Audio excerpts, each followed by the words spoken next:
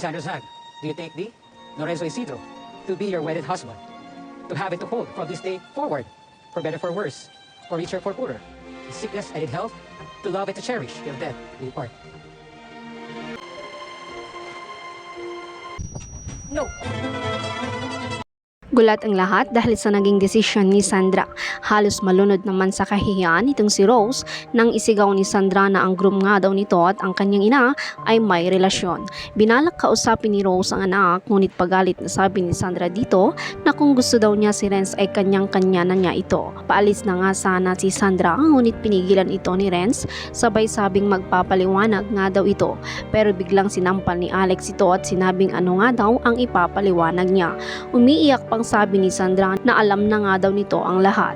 Pasigaw pang sabi ni Sandra kay Renz na matagal na nga daw silang may relasyon ng mami niya. Noon pang nasa Switzerland ang mga ito. Tinanong naman ni Matt si Rose kung totoo nga daw ito.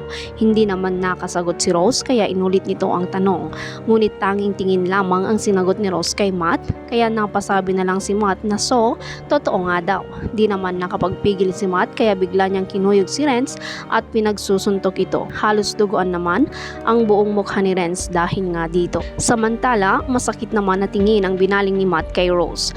Halos himatayin naman si Rose sa nangyayari, kaya biglang nilapitan ito ng kanyang mga kaibigan na sina Elsie at Luz. Nang makalis ang lahat ay sinabihan ni Banji ang anak na wag na nga daw itong mag-alala pa dahil maayos din daw ang lahat, basta't palamigin muna daw lahat bago ito magpaliwanag. Saad naman ni kay Banji na hayaan nga daw nila muna ang anak. Giit naman ni Banji sa asawa na anong hayaan nga daw. Hayaan daw ba nilang masira ang kinabukasan ng kanilang anak dahil sa mga nangyari sa nakaraan?